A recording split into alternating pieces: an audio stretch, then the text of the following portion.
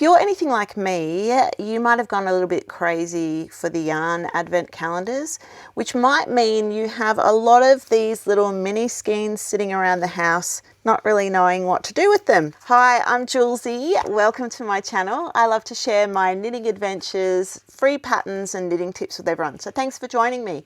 Today, I'm going to share a fun little project with you to use up one of your little mini skeins that you might have lying around the house.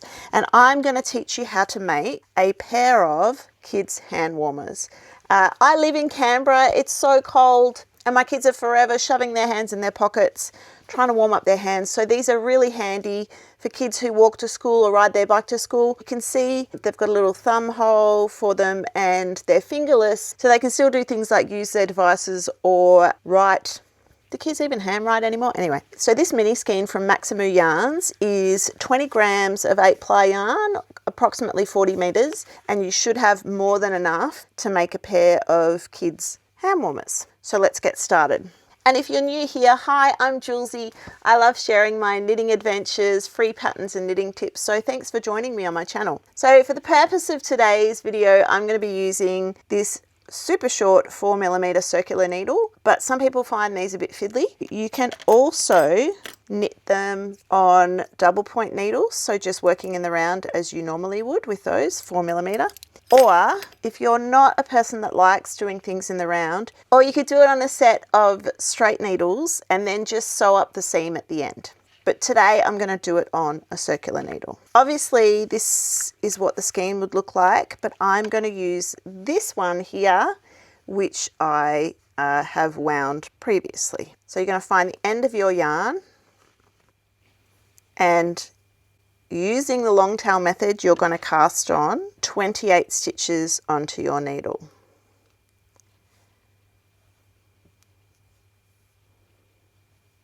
If you're working on double point needles, then you just cast them on evenly onto 3 needles.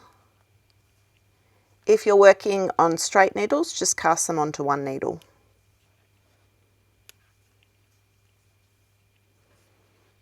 I don't know where I picked up this little short circular needle, but I love it. It's not for everyone. It can be a bit fiddly, particularly the first row. But once you get the hang of it, it's really great if you're making small things like sleeves or booties or hand warmers. Let's count how many we've got.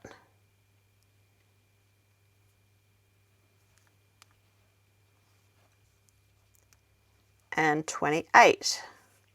Now you'll see that if you're working on a circular needle, you're going to have to wiggle your stitches around a little bit for the first few rows, but that's okay. If you are working on a circular needle, you're going to want to put a stitch marker. I just put a little ring there to show the start of the round.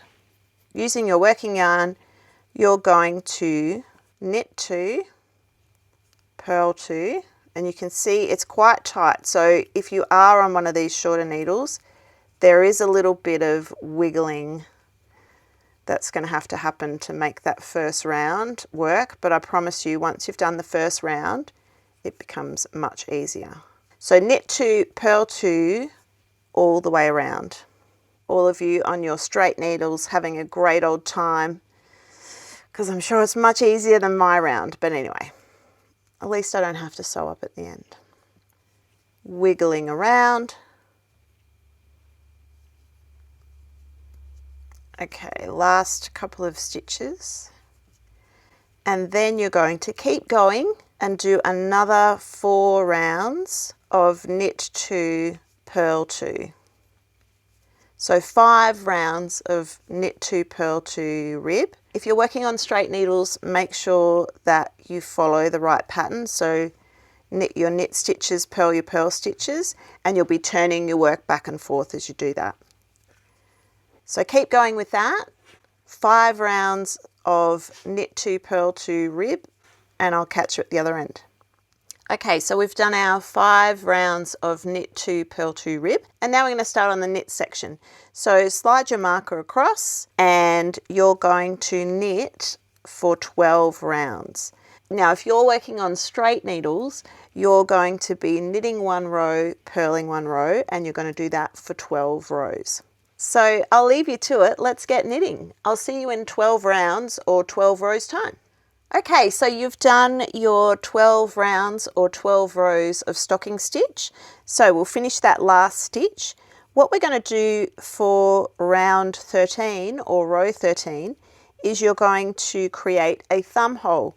And the way we do that is you're going to knit 4 stitches into the round or into the row.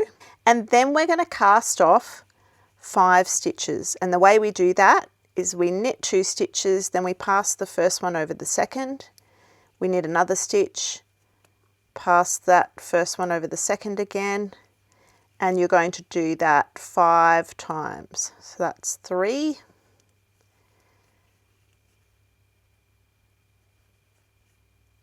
4,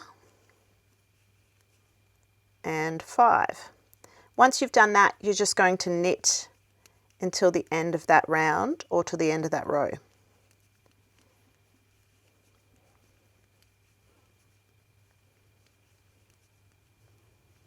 Knitting all the way around till we get to that marker. Then you're going to slip the marker and then you're going to knit those first 4 stitches. So then you'll notice we've got a gap from when we cast off those 5 stitches for our thumb hole. So what we're going to do now is we're going to use a special method of casting on mid-row to add those 5 stitches back to our knitting. So what we do is we wrap the yarn around our thumb as if we were going to cast on long tail, and then we're just going to put our needle through and loop it onto the needle.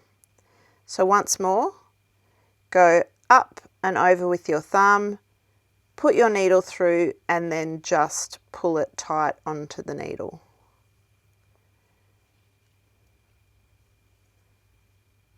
And we're adding in 5 stitches that way.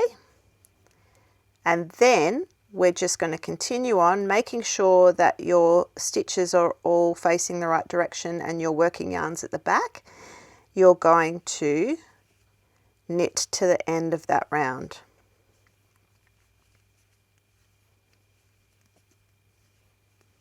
Like so.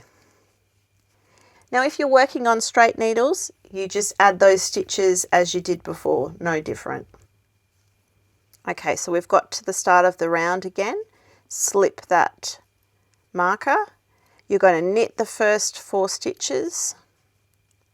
Now when you get to your new stitches on the needle, we're going to knit into the back of them to make sure that they create a proper stitch.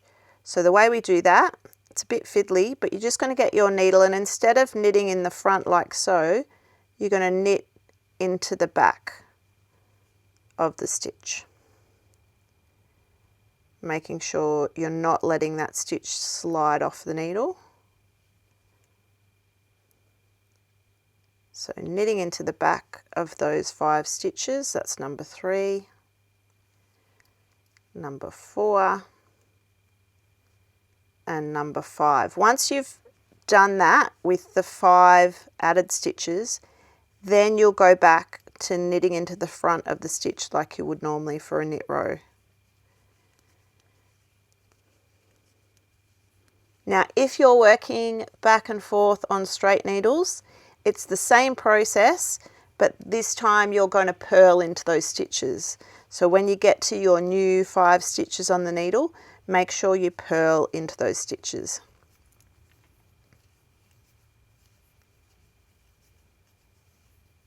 Once we get to the end of that round, you're just going to work 7 rounds of knitting or 7 rows of stocking stitch if you're working on straight needles, so knit 1 row, purl 1 row. So I'll leave you to it and I'll catch you up on the other side. Okay, so we've done our 7 knit rounds, finishing off that last stitch. Now all that's left to do is to do our band of rib at the top. And the way we do that is we're going to repeat that rib section that we did down the bottom of knit 2, purl 2. So you're going to knit 2 stitches, purl 2 stitches all the way around. Again, if you're working on straight needles, you're going to do knit 2, purl 2 and work back and forth for 5 rows. So working that double rib pattern all the way along the round. You can see back here we've got our lovely little thumb hole.